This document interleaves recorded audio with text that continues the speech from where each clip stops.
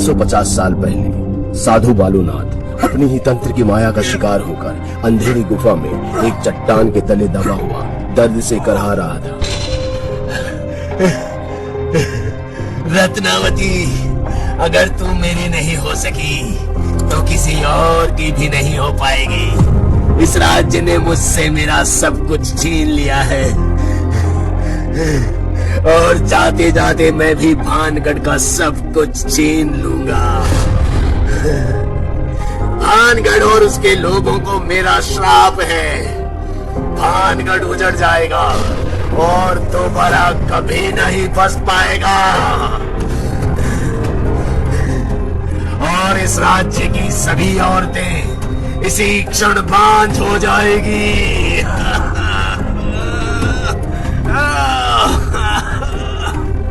राजकुमारी रत्नावती जो अपनी दासी के साथ वहाँ खड़ी ये सब देख रही थी, ये सब सुन वो भी डर गई थी। वो बालूनाथ को हाथ जोड़ी और उसके आगे गिड़गिड़ाई, मगर बालूनाथ मरते हुए भी बदले की आग में जल रहा था। इसी के साथ साधु बालूनाथ ने अपनी आखिरी सांस ली और मौत की गोद में हमेशा हमेशा के लिए सो गए। कुछ दिनों के बाद मुगलों ने भानगढ़ पर हमला कर उसे लूट लिया और राजकुमारी रत्नावती को उनके किले की दीवार से फेंक मार दिया गया। साल 2021 सरकार ने एक लंबे अंतराल के बाद लॉकडाउन खोला है और कई पर्यटकों की तरह राहुल और स्वाति भी निकल पड़े हैं रोड ट्रिप पर भानगढ़ घूमने। दोनों अपनी गाड़ी में गीत गुनगुनाते और बातें करते चले जा रहे थे। दोपहर की कड़कड़ाती धूप में दोनों भानगढ़ के किले में पहुंचे, जहां उम्मीद से बहुत कम लोग घूमने आए थे। जब शाम होते ही सब किले के बाहर जाने लगे, तब राहुल स्वाति का हाथ पकड़कर उसे रोक लेते। राहुल, हमें चलना चाहिए। हम कहीं नहीं जा रहे। ये तुम क्या कर रहे हो राहुल? क्या तुम नहीं जानते यहाँ सूर्यास्त के बाद रुकना खतरे से खाली नहीं है? अरे सब अफवाह है, लोगों को डराने के लिए। मैंने गार्ड को पैसे दे दिए ताकि हम यहाँ रात गुजार सके। किले की ऊपरी मीनार में रत्नावती का कमरा है, आज रात हम वहीं रुकेंगे। सूरज ढलते ही दोनों रत्नावती के कमरे में आ गए थे। फिर जैसे ही स्वाति ने दीवार पर टंगी रत्नावती की पेंटिंग को देखा तो एकटक बस उसे निहारती ही रही। पर जैसे ही रत्नावती की पेंटिंग ने अपनी पलकें झपकाई तो स्वाति एकदम डर से चीखने लगी। राहुल, राहुल, उस फोटो ने आग झपकी। मुझे बहुत डर लग रहा है। प्लीज चलो यहाँ से जल्दी। स्वाति, स्वाति, शांत, एकदम शांत हो जाओ। हमारे अलावा यहाँ कोई नहीं है। यहाँ के किस्से और कहानियां सुनकर अक्सर ऐसे वहम हो जाते हैं। पर राहुल, मैंने सच में किसी को यहाँ देखा था। स्वाति, मेरी आंखों में देखो और मुझ पर भरोसा रखो। मेरे रहते तुम्हें कोई छू भी नहीं सकता।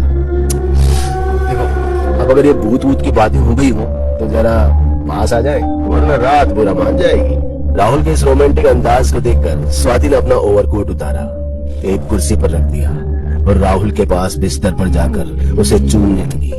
दोनों आपस में एक दूसरे से सांप की तरह लिपट ही रहे होते हैं। तभी राहुल चुपके से स्वाति के एक हाथ में हथकड़ी लगा उसे बिस्तर की ग्रिल से बांध देता है। राहुल, मुझे तुम्हारे इरादे नेक नहीं लग रहे हैं। करना क्या चाहते हो? राहुल कमरे में लगी रत्नावती की पेंटिंग को प्यार से देखते हुए बोला, बिल्कुल सही कहा। अब तुम्हारी बलि देकर रत्नावती को इस दुनिया में वापस लाना कोई नेक ख्याल तो नहीं हो सकता ना? राहुल की विचित्र हंसी सुनकर स्वाति जरा असहज हो गई थी और वो हकलाते हुए बोली, मुझे ये मजाक बिल्कुल अच्छा नहीं लग रहा है। प्लीज मेरे हाथ खोलो। मगर राहुल पर तो मानो जैसे कोई भूत सवार हो। वो स्वाति को अनसुला कर रत्नावती की पेंटिंग को देख एक मंत्र तेज तेज दोहराने लगा। इससे कुछ देर बाद ही जमीन से एक यक्षिणी राहुल के सामने आ गई। यक्षिणी का भयानक रूप देख स्वाति ने डरते हुए पूछा, राहुल, ये कौन है? तुम्हारी इसी आदत के कारण तुम्हारी बलि चढ़ानी पड़ रही है। हमेशा सवाल पे सवाल करती रहती है। क्यों बुलाया है मुझे? हे यक्षिणी, मेरी एक कामना है और उसे पूर्ण करने के लिए मैं कुछ भी कर सकता हूँ। क्या चाहिए तुझे? मैं इस पेंटिंग में जो राजकुमारी है उसे असल जिंदगी में वापस जीवित चाहता हूँ। यक्षिणी का नियम जानता है ना? कामना के बदले आत्मा दे पाएगा? जरूर दे पाऊंगा। ये मेरी गर्लफ्रेंड स्वाति जो मुझे जान से भी ज्यादा प्यार करती है, ये मेरे लिए अपनी जान देने को तैयार है। क्यों स्वाति, अपने प्यार के लिए अपनी जान दे दोगी ना? राहुल के इतना कहती स्वाति अपने हाथ में लगी हथकड़ी को जोर जोर से खींचते हुए कहने लगी, प्लीज मुझे जिंदा छोड़ दो। मैं मरना नहीं चाहती। मैंने किसी का कुछ नहीं बिगाड़ा, प्लीज। मगर यक्षिणी को एक बार बलि चढ़ा दी तो उसके रुकने का कोई सवाल ही पैदा नहीं होता। यक्षिणी देखते ही देखते स्वाति की आत्मा को निगल गई और पीछे छोड़ गई तो बस उसका बेजान कंकाल। यक्षिणी के जाते ही रत्नावती की तस्वीर जमीन पर गिर थरथराने लगी और देखते ही देखते तस्वीर के कैनवास को फाड़ उसमें से बाहर आती है रत्नावती, हूबहू वैसी ही जैसी वो पेंटिंग में थी। रत्नावती के सुंदर रूप को देख राहुल बेसुध हो गया। रत्नावती भी राहुल को सिर से पांव तक देख हैरान थी और चारों ओर देखने के बाद आखिर उसने राहुल से पूछ ही लिया, कौन हो तुम? हमारी दासियाँ कहाँ हैं? और ये हमारा कमरा इस हाल में कैसे? जी मेरा नाम राहुल है। राजकुमारी जी आप मुझे नहीं जानती पर मैं आपके बारे में सब कुछ जानता हूँ। ये साल 2021 है, आपके समय से 350 साल बाद। कॉलेज में जब से आपके बारे में पढ़ा और सुना था तब से आपको देखने की इच्छा थी। अब आप सामने खड़ी है तो यकीन ही नहीं हो पा रहा। यकीन तो हमें भी नहीं हो रहा कि समय की धारा के पार हम वापस कैसे जीवित हो गए। राजकुमारी रत्नावती मैं आपसे बहुत प्यार करता हूँ, क्या आप मुझे स्वीकार करती हैं? राजकुमारी बिना कोई शब्द कहे अपना हाथ राहुल के सीने से होते हुए उसकी गर्दन पर ले गई और उसे प्यार से गले लगा लिया। कुछ देर बाद रानी रत्नावती और राहुल कमरे के बाहर बैठे बातें कर रहे थे। इतने सालों में क्या क्या बदल चुका है बाहरी दुनिया में। क्या आज भी औरतें और लड़कियां घूंघट ओढ़कर नदी से पानी लेने जाती हैं? क्या आज भी राजकुमारियां पालकी में सफर करती हैं? और मुगलों को क्या हमने हरा दिया? अरे राजकुमारी जी जमाना बहुत आगे बढ़ चुका है। पानी अब नल से आता है और एक जगह से दूसरी जगह जाने के लिए कार, बाइक और प्लेन से आना जाना होता है। और तो और कबूतर की जगह लोग अब फोन का इस्तेमाल करते हैं। और मुगलों को तो अंग्रेजों ने हराया और फिर हमने लड़कर अंग्रेजों से आजादी पाई। वैसे राजकुमारी आपके हाथ इतने कठोर और झुर्रियों से भरे हुए क्यों हैं? वो दरअसल हमें एक चर्म रोग है। सुनो राहुल, हम एक बात जानने को आतुर हैं। अगर आपको कोई आपत्ति ना हो तो क्या आप हमें बता सकते हैं? हाँ हाँ बिल्कुल पूछिए ना। हमें वापस कैसे लाए तुम? हमारा मतलब तुम्हारे लिए मुश्किल रहा होगा ना? हाँ थोड़ा मुश्किल था पर राजकुमारी जी आपके लिए तो पहले तो कुछ ग्रंथ और काले जादू की किताबें पढ़ी और फिर आखिरकार एक ऐसा मंत्र मिला जिससे कामना पूर्ण करने वाली यक्षिणी को बुलाया जा सकता है।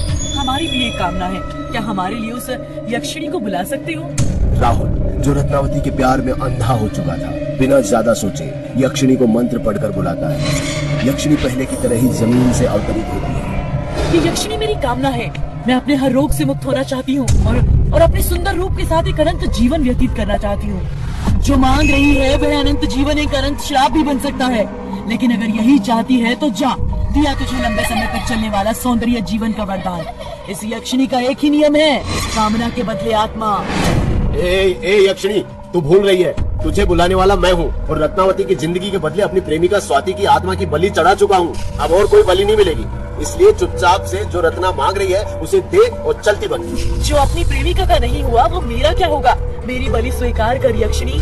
इससे पहले कि राहुल कुछ समझ पाता रत्नावती ने टेबल के नीचे से खंजर निकाला और राहुल के सीने पर निशाना लगा इतनी जोर से फेंका कि राहुल की आखिरी सांस भी उसके हलक में ही रह गई। यक्षिणी भी राहुल के गर्म शरीर से निकली रूह को लेकर कमरे से गायब। समय बदल जाता है मगर मर्दों की नीयत नहीं।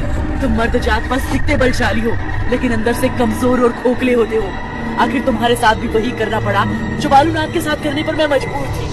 350 साल पहले भानगढ़ के राजा की इकलौती बेटी राजकुमारी रत्नावती बेहद सुंदर और मनमोहक थी, लेकिन फिर भी एक चीज जो आम जनता की नजरों से छुपी हुई थी और वो था उनका चर्म रोग। राजकुमारी थी तो 23 वर्ष की, लेकिन उसके हाथ छूने पर पत्थर से कठोर और पास से देखने पर झुर्रियां दिखती थी। ये विचित्र चर्म रोग जो बाएं हाथ से शुरू हुआ था और अब उसके दोनों हाथों पर फैल चुका था और इसके पूरे शरीर पर बढ़ने के आसार भी थे। अगर राजकुमारी को कोई इससे मुक्ति दिला सकता था तो वो था साधु बालूनाथ, जो भानगढ़ से कुछ दूर एक पहाड़ी गुफा में तप किया करता था। राजकुमारी जब अपनी दासी के साथ बालूनाथ की गुफा में पहुंचती है तो दोनों बालूनाथ को देखकर डर जाते हैं। फिर भी हिम्मत कर राजकुमारी ने उसको सब कुछ बता दिया, लेकिन बालूनाथ ने राजकुमारी की एक नहीं सुनी। वो तो बस राजकुमारी की खूबसूरती को ही निहारता था, जिससे राजकुमारी को बालूनाथ की नीयत ठीक नहीं लग रही थी। इसी कारण राजकुमारी ने अपने गुप्तचर उसकी गुफा के आसपास छोड़ दिए और 2 दिन बाद गुप्तचर ने बालूनाथ को एक इत्र की शीशी को देख कहते सुना, ये इत्र न सिर्फ रत्नावती की बीमारी का इलाज करेगा परंतु उसे मेरा गुलाम भी बना देगा। वो मेरी दीवानी हो जाएगी, मेरे अलावा उसे कोई हासिल नहीं कर सकता। राजकुमारी के कानों में जब ये बात की तो वो अगले ही दिन अपनी दासी के साथ गुफा में आ गई।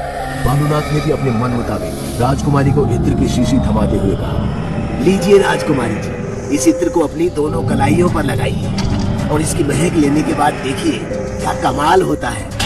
बालूनाथ की बात सुन राजकुमारी ने इत्र की शीशी अपने हाथ में ले ली, लेकिन अगले ही पल उसे पास की चट्टान पर दे मारा, जिससे वो चट्टान हवा में उड़ बालूनाथ के ऊपर आ गई। तुम्हें क्या लगा इस इत्र को सूंघते ही मैं तुम्हारे वश में हो जाऊंगी, तुम्हारी दीवानी हो जाऊंगी? कभी नहीं। मेरे जैसी सुंदर राजकुमारी तुम जैसे बदसूरत तपस्वी को अपना पति कभी स्वीकार नहीं करेगी। रत्नावती, अगर तुम मेरी नहीं हो सकी तो किसी और की भी नहीं हो पाओगी। इस राज्य ने मुझसे मेरा सब कुछ छीन लिया है और जाते जाते मैं भी भानगढ़ का सब कुछ छीन लूंगा। भानगढ़ और उसके लोगों को मेरा श्राप है।